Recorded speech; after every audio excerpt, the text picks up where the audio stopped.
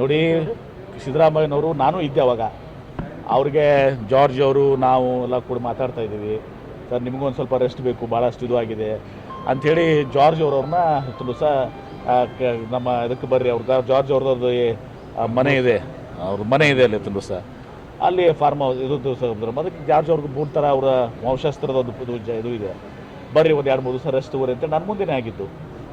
ಸ್ವಾಭಾವಿಕ ಅವ್ರಿಗೂ ರೆಸ್ಟ್ ಬೇಕಲ್ಲ, ಸಾಕಷ್ಟು ಶ್ರಮ ವಹಿಸಿದಾರ, ಆ ರೆಸ್ಟ್ ಸಲುವಾಗಿ ಹೋಗಿದಾರ ಏನ್ರಿ. ಅದಕ್ಕೆ ನೀವು ಹಿಂದೆ 2017ದಾಗ ಆಗಿದ್ದಕ್ಕೆ ಇದಕ್ಕೆ ಆಗಲೂ ಕೂಡ ಅವ್ರು ಏನೂ ಮಾಡಿಲ್ಲ ಸಿದ್ದರಾಮಯ್ಯನವರು. ಕುಮಾರಸ್ವಾಮಿಯವರ ತಪ್ಪುಗಳಿಂದ ಸರ್ಕಾರ ಹೋಗಿದೆ. ಮತ್ತು ಅದೇ 17 ಜನ ಶಾಸಕರು ತೊಗೊಂಡು ಹೋದವ್ರು ಕೂಡ ಕುಮಾರಸ್ವಾಮಿ ಅವ್ರು ಕೂಡ್ಕೊಂಡಿದ್ದಾರೆ. ಅದಕ್ಕೆ ಬಿ ಜೆ ಪಿಯವರು ಯಾರು ಕುಮಾರಸ್ವಾಮಿಯವರ ಸರ್ಕಾರವನ್ನು ತೆಗೆದ್ರು, 17 ಶಾಸಕರನ್ನ ಖರೀದಿ ಮಾಡಿ ಇದು ಮಾಡ್ಕೊಂಡ್ರು, ಅವ್ರ ಜೊತೆ ಕುಮಾರಸ್ವಾಮಿ ಅವ್ರು ಕೂಡ್ತಾ ಇದ್ದಾರಲ್ಲ, ಅದಕ್ಕೆ ಹೇಳ್ರಿ. ಆಪರೇಷನ್ ಕಮಲ ಮಾಡಿ ಕುಮಾರಸ್ವಾಮಿ ಅವ್ರನ್ನ ಇಳಿಸಿದವ್ರು ಯಾರು? ಬಿ ಜೆ ಪಿಯವರು. ಮತ್ತು ಅದೇ ಬಿ ಜೆ ಪಿ ಜೊತೆ ಕುಮಾರಸ್ವಾಮಿ ಅವ್ರು ಕೇಳ್ತಾರೆ, ಅದಕ್ಕೆ ಉತ್ತರ ಕೊಡ್ಬೇಕಲ್ಲ. ಅವ್ರ ಜೊತೆ ಹೊಂದಾಣಿಕೆ ಮಾಡ್ಕೊಂಡ್ರೆ ಅದು ಅವಕಾಶವಾದ ರಾಜಕಾರಣ ಅಂತದಕ್ಕೆ. ಯಾರು ನಿಮ್ಮ ಸರ್ಕಾರ ತೆಗೆದಿದ್ರು ಅವ್ರ ಜೊತೆ ಕೈ ಜೋಡಿಸಿರಿ. ಹೀಗಾಗಿ ಸಿದ್ದರಾಮಯ್ಯನವರು ರೆಸ್ಟ್ ತಗೊಳ್ಳೋಕ್ಕೆ ನಾವು ಎಲ್ಲರೂ ಸಜೆಸ್ಟ್ ಮಾಡಿದ್ವಿ, ನಾನು ಕೂಡ ಅದರಲ್ಲಿ ಒಬ್ಬ. ಅದು ವಿಮಾನದಾಗ ಹೊರಟಾಗ ಡೆಲ್ಲಿಗೆ ಹೋಗೋ ಸಂದರ್ಭದಲ್ಲಿ ನಾವು ಹೇಳಿದ್ದು ಎಲ್ಲರೂ, ಹೋಗಿ ಸರ್ ನಿಮ್ಗೆ ರೆಸ್ಟ್ ಬೇಕು. ಅವ್ರೇನು ರೆಸ್ಟ್ ಅಂತ ಹೇಳಿರಲಿಲ್ಲ, ರೆಸ್ಟ್ ತಗೊಳ್ಳಿ ಸರ್ ಒಂದು ವಾರ ಅಂತೇಳಿ. ಇಷ್ಟಾಗಿನವ್ರು ಬರೀ 3 ದಿವಸ ಹೋಗಿದ್ದಾರೆ. ನಾನು ಪ್ರಕಾರ ಒಂದು ವಾರ ಹೋಗಿ ಆರಾಮಾಗಿ ಒಂದು ದಿವಸ ಇದ್ಕೊಂಡ್ಬರಲಿ ಅಂತೇಳಿ ಒಂದು ದಿವಸ ಬೇರೆ ಎಲ್ಲರೂ ರೆಸ್ಟ್ ತಗೊಳ್ಳಿ ಅಂತೇಳಿ ನಮ್ಮ ಭಾವನೆ ಇತ್ತು.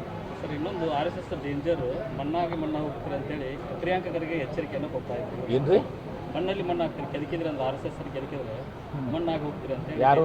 ನಮ್ಮ ಸಂಸದರು ಮತ್ತು ನಿನ್ನೆ ಸಂಸದರೇನೋ ಬೈದಿದ್ದೇನೋ ಹಾಕಿ ಕೇಳಿದ್ರಲ್ಲ ಆಗಲೇ ನನಗೆ. ಅದೇ ಡೇಂಜರ್ ಐತಿ, ಅದನ್ನ ಟಚ್ ಮಾಡಿರೋ ರೀತಿ ಒಳಗೆ ಮಣ್ಣು ಹಾಗೆ ಬರೀ ಡೇಂಜರ್ ಅಂದರು, ಮತ್ತು ಬೇರೆ ಶಬ್ದನ ಉಪಯೋಗಿಸೋರು. ಬೇರೆ ಶಬ್ದನೂ ಉಪಯೋಗಿಸೋದು. ಅದನ್ನ ಹೇಳಿ ನೀವು ಹಾಕಿದ್ರೆ ನಾ ಏನು ಮಾತಾಡೋಕೋರಪ್ಪ ನಾನು. ಆಮೇಲೆ ನಿಮ್ಮ ಇದು ಸಂಸದರು ಇನ್ನೂರು ಯಾವ 12ನೇ ಶತಮಾನಕ್ಕಿಂತ ಮುಂಚಿತ ಇದ್ದಂಗೆ ಕಾಣ್ತಾರೆ. 11ನೇ ಶತಮಾನದಲ್ಲಿ 12ನೇ ಶತಮಾನದಲ್ಲಿ ಬಸವಾದಿ ಶರಣರು, ಅದು ಬಸವ ಜನ್ಮಭೂಮಿ, ಇದು ಬಸವಣ್ಣರು ಹುಟ್ಟಿದಂಥ ಭೂಮಿ. ಈ ಬಸವ ಭೂಮಿಯಲ್ಲಿ ನೀವು ದಲಿತರಾಗಿ ನೀವು ಪ್ರಶ್ನೆ ಮಾಡಬಾರ್ದು ಅಂತಂದರೆ ಸಮಾನತೆ ಇಲ್ವಾ? ಇನ್ನೂ ತನ್ನ ದಲಿತರಿಗೆ ಸಮಾನತೆ ಇಲ್ವಾ? ಇನ್ನೂ ಅಸ್ಪೃಶ್ಯತೆ, ಅಸಮಾನತೆ ಇವತ್ತು ಕೂಡ ಇದೆಯಾ? ಇವರು ಮಾತ್ರ ಆಗ್ಬೇಕಾದಂಥವ್ರು. ಯಾವುದೋ ಒಬ್ಬ ಸಣ್ಣ ಮನುಷ್ಯ ಮಾತಾಡಿದ್ರೆ ಬೇರೆ ಅದ. ಒಬ್ಬ ಸಂಸದರಾಗಿ 6 ಬಾರಿ ಸಂಸದರಾಗಿ, ಸಚಿವರು, ಕೇಂದ್ರ ಸಚಿವರಾಗಿ, ರಾಜ್ಯದಲ್ಲಿ ಸಚಿವರಾಗಿ, ಒಬ್ಬ ಹಿರಿಯ ನಾಯಕರಾಗಿ ಇಷ್ಟು ಏನು ನೀವು ಕೆಳಮಟ್ಟಕ್ಕೆ ಒಂದು ದಿವಸ